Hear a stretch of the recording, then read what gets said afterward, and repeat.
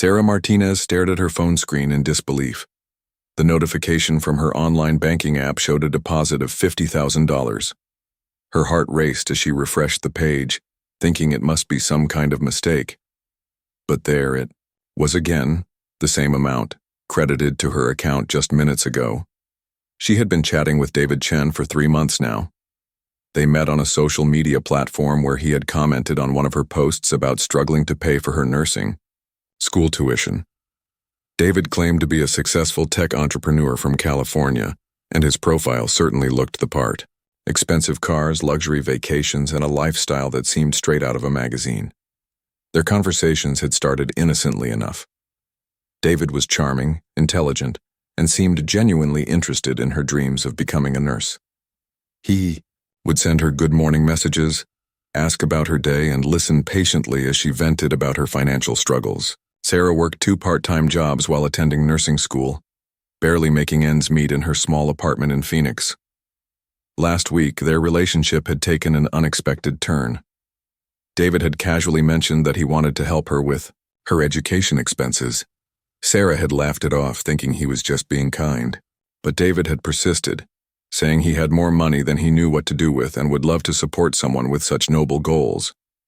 Now, looking at her bank balance, Sarah felt a mixture of excitement and confusion.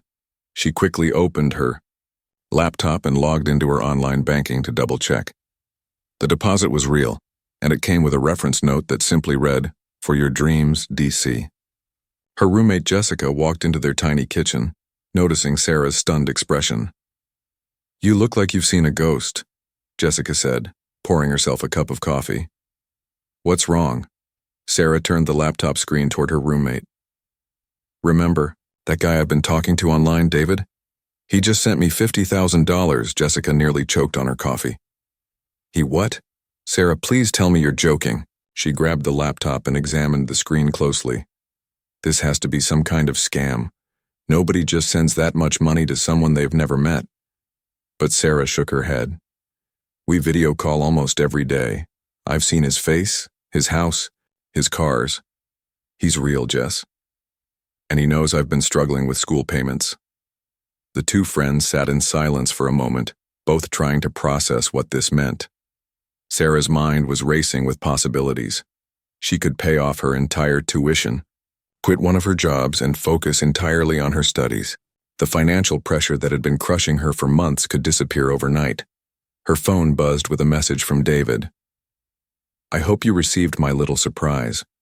You mentioned yesterday that you were worried about next semester's fees. Consider this my investment in your future." Sarah read the message aloud to Jessica, who remained skeptical. "Sarah, think about this logically. Why would a wealthy stranger give you so much money? What does he want in return?" "Maybe some people are just generous," Sarah replied, though a small voice in her head echoed Jessica's concerns. "He says he's been blessed with success and wants to help others achieve their dreams." Over the next few hours, Sarah found herself constantly checking her bank account, afraid the money might disappear as suddenly as it had appeared. She researched David's company online and found professional articles mentioning his name. Everything seemed legitimate. That evening, during their regular video call, David appeared relaxed and smiling as usual. He was sitting in what looked like an expensive home office, wearing a crisp white shirt that probably cost more than Sarah made in a week. "I take it you received my gift?" David asked, his eyes twinkling with amusement at Sarah's still shocked expression. "David, I can't accept this much money from you. It's too much, we barely know each other," Sarah protested, though part of her desperately wanted to keep it. David waved dismissively. "Sarah, I've made more money this year than most people see in a lifetime. This amount is nothing to me, but I know it could change your entire future. Please let me do this for you. Consider it my good deed." As they continued talking, David explained that he had built several successful apps and sold them for millions. He spoke about his philosophy of giving back and how he had been looking for the right person to help. Sarah's dedication to her studies and her genuine personality had convinced him that she was deserving of his support. By the end of their call, Sarah felt more confident about accepting the money. David seemed sincere, and his generosity felt genuine. She thanked him profusely, promising to put every dollar toward her education. After hanging up, Sarah called her mother in tears of joy. Her mother, initially suspicious like Jessica, gradually warmed to the idea when Sarah explained David's background and showed her the legitimate business articles about him. That night, Sarah lay in bed staring at the ceiling, unable to sleep. Her life had just changed dramatically, but she couldn't shake the feeling that something this good was too good to be true. She pushed the doubts aside, focusing instead on the relief of knowing her education was now secure. Little did Sarah know that this unexpected windfall was just the beginning of a story that would test everything she thought she knew about trust, love, and the price of accepting help from strangers. The man who had just made her dreams seem possible was about to turn her life upside down in ways she never could have imagined. 2 weeks after receiving the money, Sarah's life had transformed completely. She quit her evening job at the restaurant, allowing her to focus entirely on her nursing studies. Her grades improved immediately, and she finally had time to participate in study groups and clinical rotations without the constant stress of financial worry. David had become an even more significant part of her daily routine. They now talked for hours every evening, and he seemed genuinely interested in every detail of her life. He asked about her classes, her friends, and her family back in Texas. Sarah found herself looking forward to their conversations more than anything else in her day. During one of their calls, David mentioned that he was planning a business trip to Phoenix. "I have some meetings with potential investors next month," he said casually. "I was thinking maybe we could finally meet in person. I could take you to dinner at one of those fancy places you've never been to." Sarah's heart skipped a beat. The thought of meeting David face to face was both exciting and terrifying. What if the chemistry they had online didn't translate to real life? What if he was disappointed when he saw her in person? "I'd love that," she replied, trying to sound calmer than she felt. "But David, you don't have to take me anywhere expensive. I'm happy just meeting you." David laughed. "Sarah, you've been living on ramen noodles and studying 24/7. Let me spoil you a little. I've already made reservations at Le Bernardin for Saturday night." Sarah had heard of the restaurant. It was the kind of place where meals cost more than her monthly grocery budget. She spent the next week agonizing over what to wear, eventually buying a new dress with some of the money David had given her, though she felt guilty about the expense. Jessica remained skeptical about the whole situation. "I still think there's something off about this guy," she said while watching Sarah get ready for the date. "Nobody is this generous without wanting something in return." "Maybe you're just jealous," Sarah snapped, immediately regretting her words when she saw the hurt look on Jessica's face. "I'm sorry, Jess, I didn't mean that. What if this is real? What if he's actually a good person who wants to help me?" The restaurant was everything Sarah had imagined and more. Crystal chandeliers hung from the ceiling, and each table was set with more silverware than Sarah knew what to do with. She felt out of place in her new dress, surrounded by wealthy patrons who belonged in this world. David was waiting for her at their table, looking even more handsome than he did on video calls. He stood when she approached, kissing her cheek and pulling out her chair. "You look absolutely stunning," he said, and Sarah felt her cheeks flush with pleasure. Dinner was magical. David ordered expensive wine and encouraged Sarah to try dishes she'd never heard of. He told her stories about his travels around the world, his business ventures, and his plans for the future. Sarah found herself completely captivated by his confidence and charm. As the evening progressed, David reached across the table and took her hand. "Sarah, I have to be honest with you about something," he said, his expression becoming serious. Sarah's stomach dropped. Here it comes, she thought. The catch. The thing that's too good to be true. "I've been thinking about you constantly since we started talking," David continued. "I know this might sound crazy, but I think I'm falling in love with you. You're different from anyone I've ever met. You're genuine, hardworking, and you have this incredible spirit that just draws me in." Relief flooded through Sarah, followed quickly by confusion. Love? They had only just met in person. But looking into David's eyes, She could see what appeared to be genuine emotion. "I care about you too," Sarah admitted. "But David, this is all happening so fast. The money, meeting you, these feelings, it's overwhelming." David squeezed her hand gently. "I understand it's a lot to process. But Sarah, when you know something is right, why wait? I've dated plenty of women who were only interested in my money. You're the first person who makes me want to be a better man." After dinner, David walked her to her car, an old Honda that looked embarrassingly out of place among the luxury vehicles in the restaurant's parking lot. He didn't seem to notice or care. "There's something else I want to discuss with you," David said as they reached her car. "My business is expanding rapidly, and I need someone I trust to help me with some financial transactions. Someone intelligent and reliable like you." Sarah felt a flutter of uncertainty. "What kind of transactions?" "Nothing complicated," David assured her. "Sometimes I need to move money quickly between accounts, and having someone I trust with access to certain accounts would be incredibly helpful. I'd pay you well for your assistance, of course." The warning bells that had been quietly ringing in Sarah's head grew slightly louder, but David's explanation seemed reasonable. Successful businessmen probably did need help managing their finances. "I don't know anything about business or finance," Sarah protested. "You don't need to," David said, pulling her closer. "I'd walk you through everything. It's mainly just transferring funds when I'm traveling or in meetings. Think of it as a part-time job that pays better than anything you've ever had." Before Sarah could respond, David kissed her softly. Her mind went blank, and all her concerns melted away in that moment. When they separated, she found herself nodding in agreement. "Okay," she whispered. "I trust you." David smiled broadly. "That's my girl. I'll send you the details tomorrow. This is going to be perfect, Sarah. We're going to be perfect."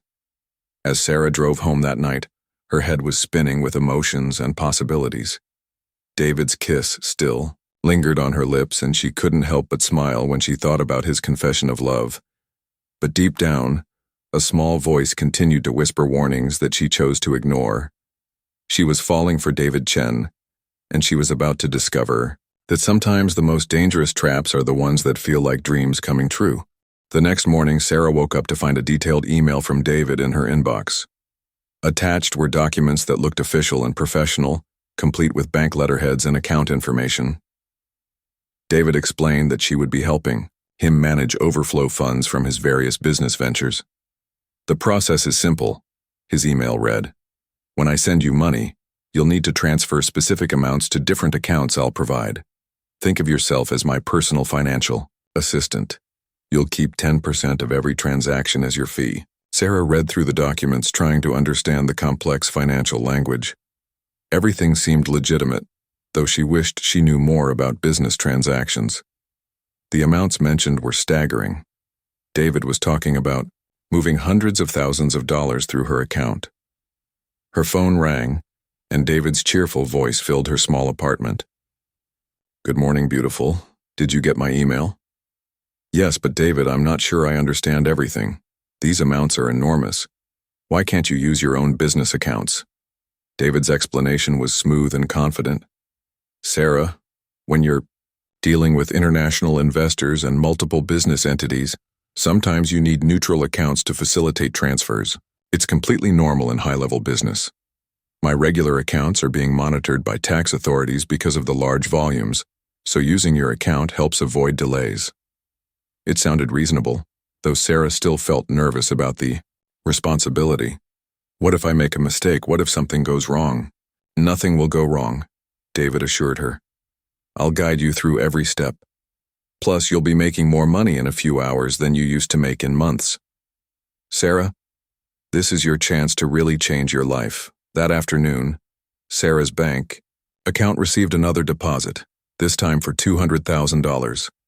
Her hands shook as she called David to confirm the transfer. "Perfect," David said. "Now, I need you to send $150,000 to this account." He provided her with routing numbers and account details for what he said was his partner's investment firm. "Keep $50,000 as your fee, $50,000 for a few minutes of work." Sarah had never imagined earning that much money so easily. She went to the bank in person, wanting to ensure everything was handled correctly. The teller seemed surprised by the large transaction but processed it without question. Over the next week, Sarah facilitated 3 more transfers, each one larger than the last. Her bank account balance grew to numbers she had only dreamed of. She paid off her student loans entirely, bought a reliable car, and even sent money to her parents to help with their mortgage. Jessica watched her roommate's sudden lifestyle change with growing concern. "Sarah, this doesn't make sense. Why would someone need to move this much money through your personal account? Legitimate businesses have their own banking systems." "You don't understand business, Jess," Sarah replied, echoing David's explanations. "This is how wealthy people operate. They have complex financial structures." But Jessica's concerns weren't entirely unfounded. Sarah had started noticing strange patterns in David's requests. The accounts she was sending money to were never the same twice, and David always seemed urgent about completing the transfers quickly. During one of their evening calls, Sarah decided to ask more questions. "David, I've been thinking about the business transactions. Can you tell me more about your partners? What kind of investments are we facilitating?" For the first time since she'd known him, David seemed caught off guard. There was a brief pause before he responded. "Sarah, darling, you don't need to worry about those details. The less you know about the specifics, the better it is for tax purposes. Trust me, I'm protecting you by keeping you out of the complicated business side." The word trust hit Sarah strangely. She realized that she had been trusting David completely, without really knowing much about his actual business operations. She decided to do some independent research. That night, after David had hung up, Sarah spent hours searching online for information about his company. While she found the articles she had seen before, she noticed that they were all from several years ago. There was no recent news about David's business activities or current ventures. She tried searching for the companies whose accounts she had been sending money to, but found very little information. Most of them seemed to have minimal online presence, which struck her as odd for investment firms handling such large amounts of money. The next morning, Sarah received an urgent call from David. His usual calm demeanor was replaced by obvious stress. "Sarah, I need your help with something important," he said. "There's been a problem with one of our transfers. The FBI is asking questions about some of the accounts we've been using." Sarah's blood ran cold. "The FBI? David, what's going on? What kind of trouble are we in?" "It's nothing serious," David said quickly. "Just a misunderstanding about international money transfers. But I need you to withdraw all the money from your account immediately and hold it in cash until this blows over." The warning bells in Sarah's head were now screaming. "David, that doesn't sound right. If the FBI is investigating, shouldn't we cooperate with them? Hiding money sounds like it would make things worse." David's voice became sharp for the first time since she'd known him. "Sarah, you need to trust me on this. I've dealt with these situations before. If you don't move that money now, we could both be in serious trouble." Sarah felt panic rising in her chest. Everything that had seemed too good to be true was suddenly feeling exactly that way. "I need time to think about this, David. This is all happening too fast." "There is no time," David insisted. "Sarah, if you care about me, if you care about us, you'll do this now. Otherwise, we could both end up in prison." As Sarah hung up the phone, she realized that the fairy tale she had been living was about to become a nightmare. The man who had promised to change her life was asking her to make decisions that could destroy it instead.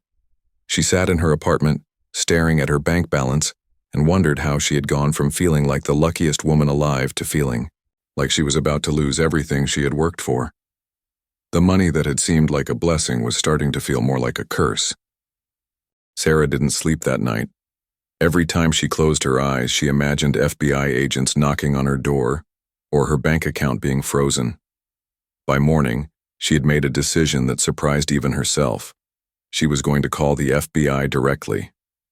Jessica found her in the kitchen at 6 in the morning, staring at her laptop with red eyes and shaking hands. "Sarah, what's wrong? You look terrible."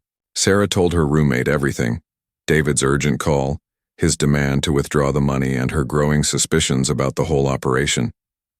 Jessica listened without saying, "I told you so," which Sarah appreciated more than she could express. "I think you should call a lawyer," Jessica said finally. "Before you call the FBI, you need to know what your rights are." Sarah's hands trembled as she dialed the number for a criminal defense attorney she found online. The consultation fee would cost her $300 she couldn't really afford, but she needed professional advice. Attorney Maria Rodriguez listened to Sarah's story with a grave expression. "Ms. Martinez, I'm going to be very direct with you. You've likely been used as what's called a money mule in a money laundering operation. The good news is that victims who come forward voluntarily are often treated more leniently than those who are caught." Sarah's worst fears were being confirmed, but David seemed so real. His business, his background, I researched him. "These operations are sophisticated," Rodriguez explained. "They often use stolen identities or create elaborate fake personas. The person you've been talking to might not even be David Chen. What matters now is that you cooperate fully with authorities and try to recover whatever money is still in your possession." Armed with her attorney's advice, Sarah contacted the FBI's Financial Crimes Division. Special Agent Michael Thompson agreed to meet with her that afternoon. Agent Thompson was younger than Sarah had expected, with kind eyes that made her feel slightly less terrified. He listened to her story without judgment, taking detailed notes about every transaction and conversation. "Ms. Martinez, you're not the first victim we've seen in a case like this. These romance scams combined with money laundering operations have become increasingly common. The fact that you're coming forward voluntarily works in your favor." Sarah learned that the money she had been moving was likely stolen from other victims, people who had been tricked into sending their life savings to accounts controlled by David's criminal organization. Her bank account had been used to clean the money, making it harder to trace back to its original sources.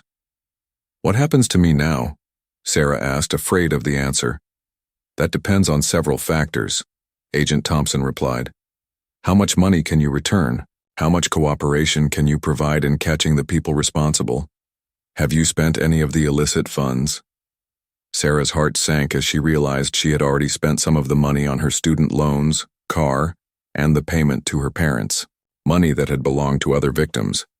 That evening, David called as usual, but this time Sarah was ready.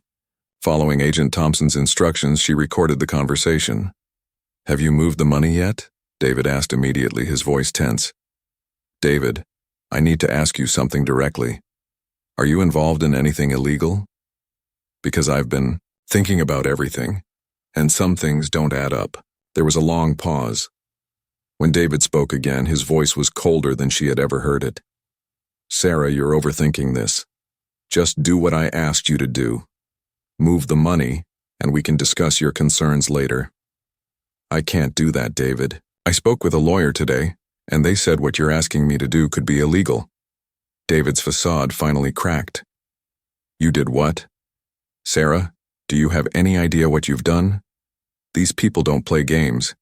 If you've involved lawyers or police, you've put both of us in danger." For the first time, Sarah heard genuine fear in David's voice, but it wasn't concern for her safety. It was fear of getting caught. "Who are these people, David?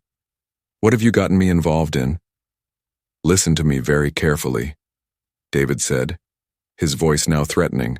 "You have 48 hours to disappear that money or there will be consequences. These aren't the kind of people who forgive mistakes." The call ended abruptly, leaving Sarah staring at her phone in shock. The man who had claimed to love her, who had promised to change her life, had just threatened her.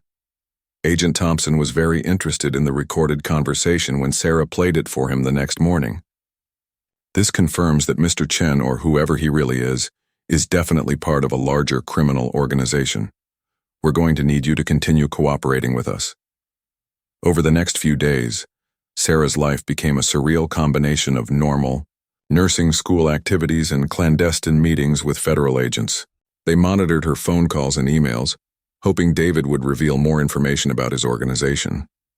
Sarah also had to face the devastating reality of her financial situation. The FBI had frozen her bank accounts pending their investigation. The money she thought would secure her future was evidence in a federal crime. She was back to eating ramen noodles and wondering how she would pay next month's rent. The hardest part was calling her parents to explain that the money she had sent them needed to be returned to the FBI. Her father's disappointment was crushing. "Mija, how could you get involved with something like this? We taught you to be more careful." Sarah wanted to explain that David had seemed legitimate, that she had tried to be careful, but the words felt hollow. She had ignored warning signs because she wanted to believe in the fairy tale. Jessica had been supportive throughout the ordeal, but even she struggled to understand how Sarah had been so completely deceived. "I keep thinking about all the red flags we missed," she said one evening as they shared a cheap pizza. "But I guess when someone tells you exactly what you want to hear, it's hard to be objective." As Sarah lay in bed that night, she realized that David had never really known her at all. He had learned her financial vulnerabilities and her dreams, then crafted a persona designed to exploit both. The man she thought she was falling in love with had been nothing more than a carefully constructed lie. But the real David, whoever he was, had made one crucial mistake.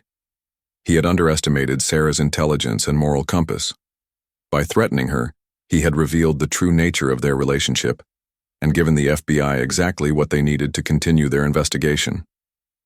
3 weeks after Sarah had last spoken to David, Agent Thompson called her with unexpected news. "We've made significant progress in the case, Ms. Martinez. We'd like you to come in for a briefing."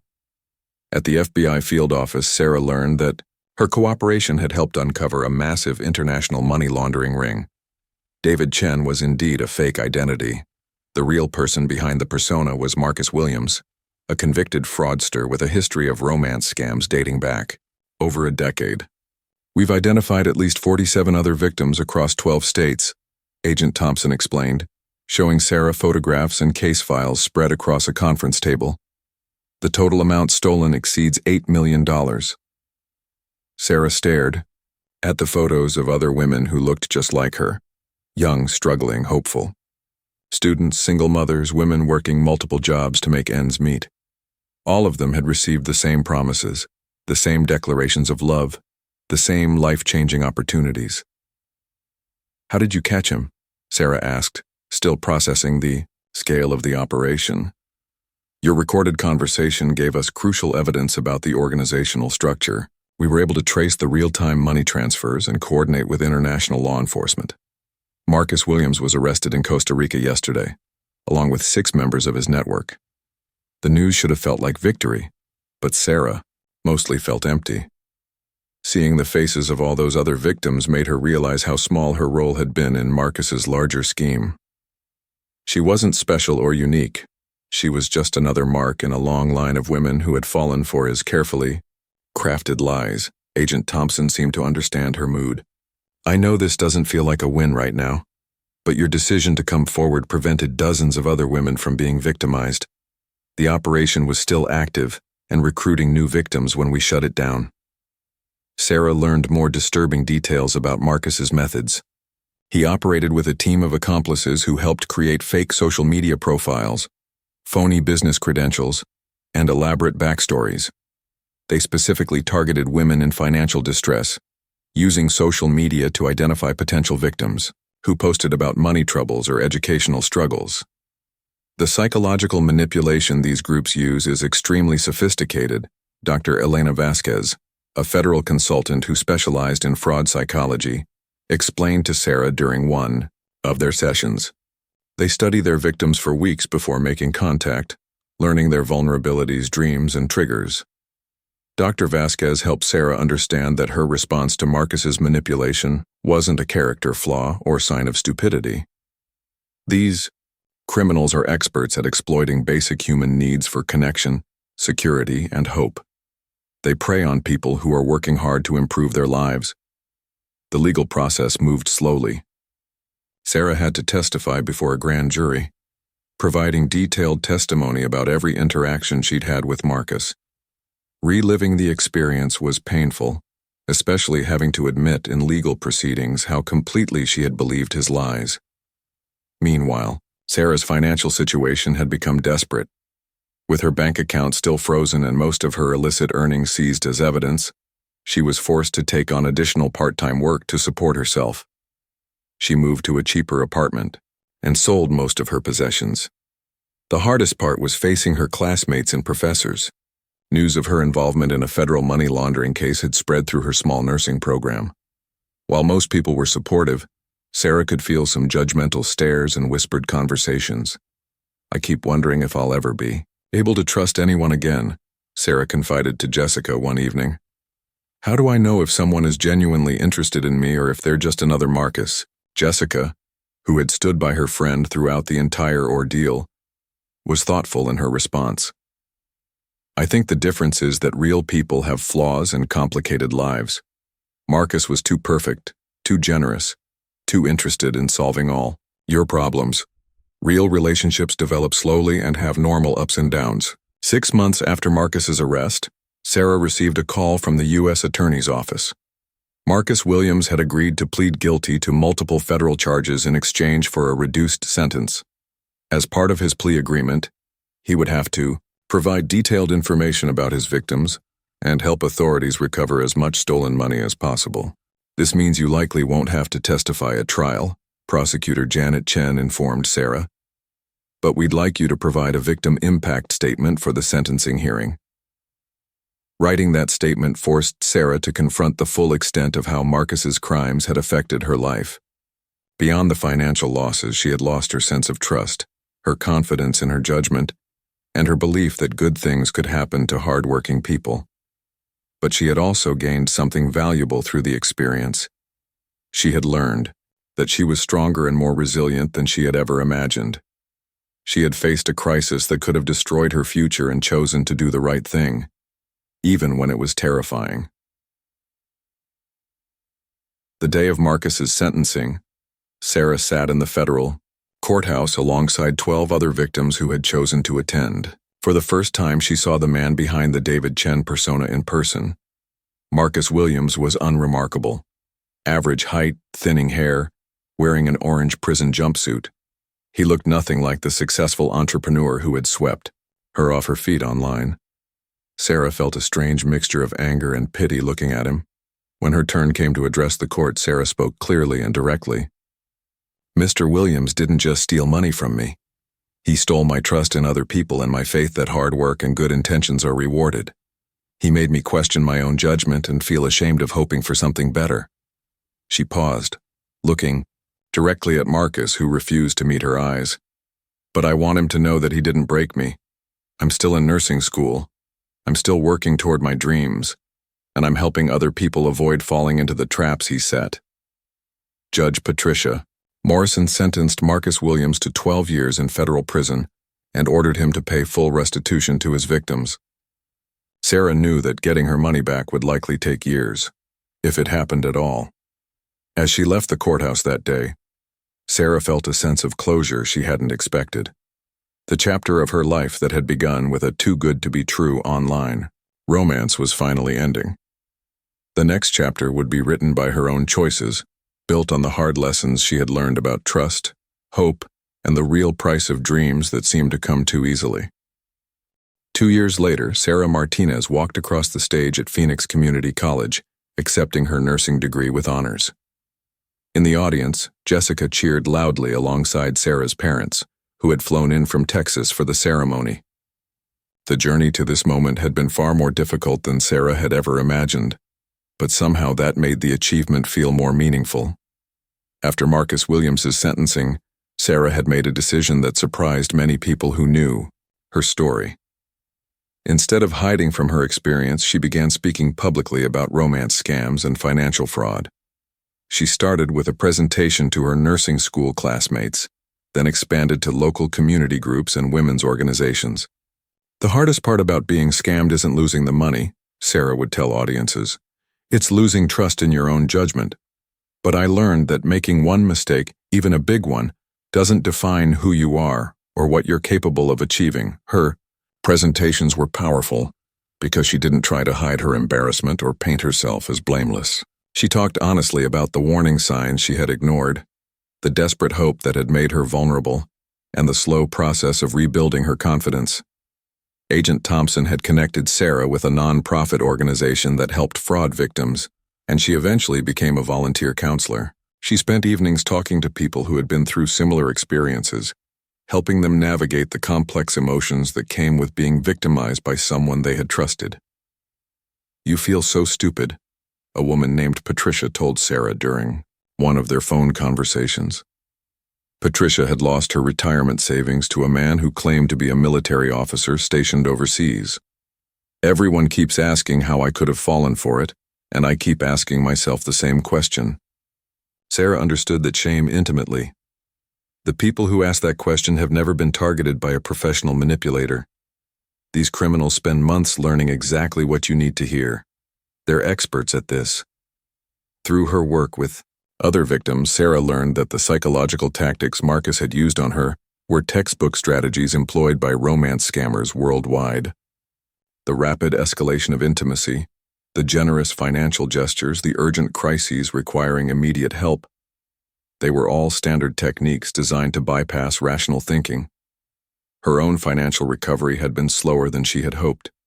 The FBI had managed to recover about 30% of the stolen money from various accounts, but Sarah's share amounted to less than $15,000. It was enough to help with her final semester of nursing school, but nowhere near the life-changing amount she had briefly possessed. She finished her degree while working 3 part-time jobs, just as she had been doing before meeting Marcus.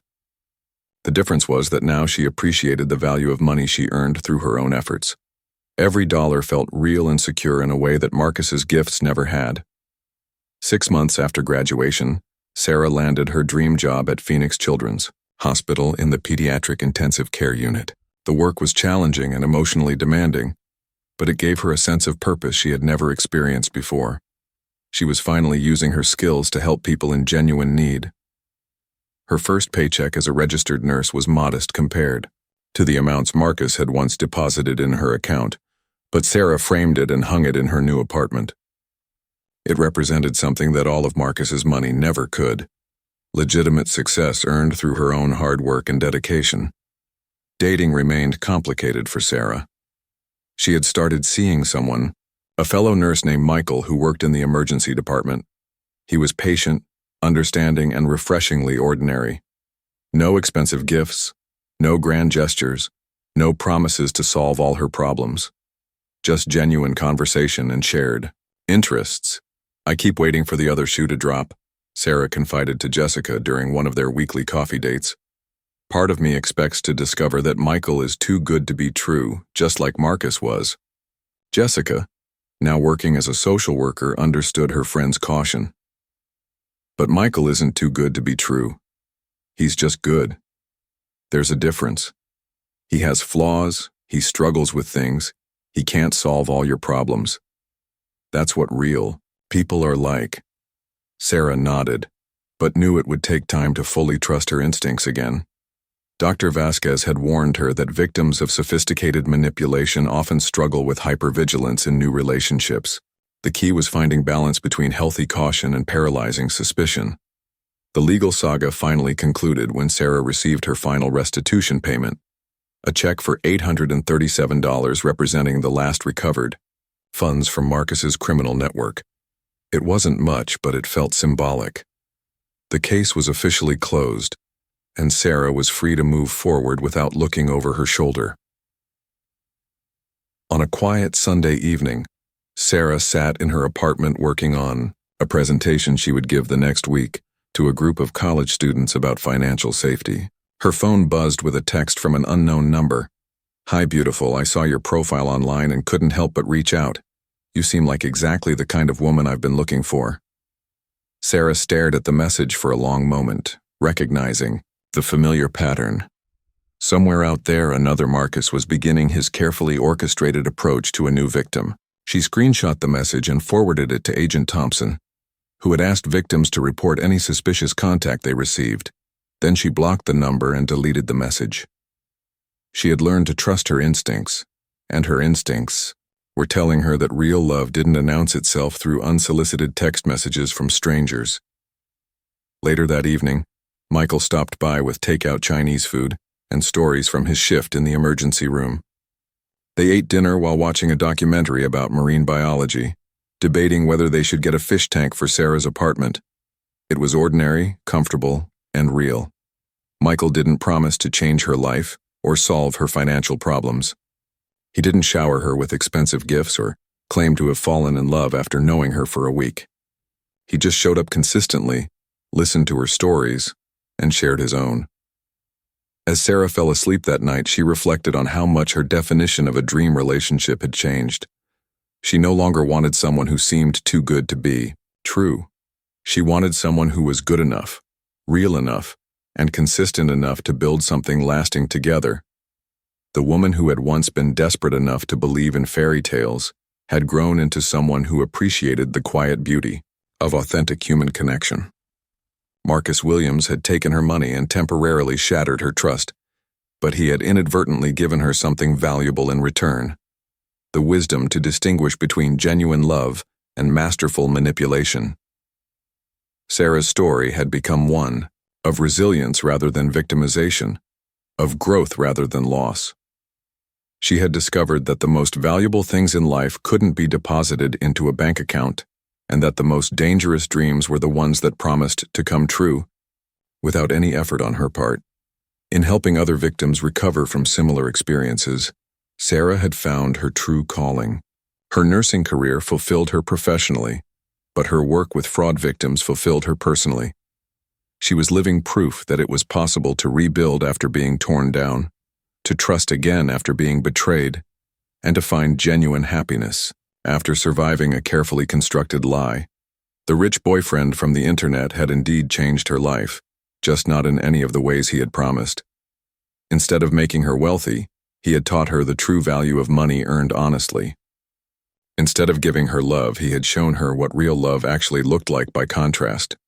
And instead of solving her problems, he had given her the strength to solve them herself. It wasn't the fairy tale Sarah had once dreamed of, but it was something much more valuable: a real life built on genuine foundations, surrounded by people who loved her for who she actually was rather than who they wanted her to be.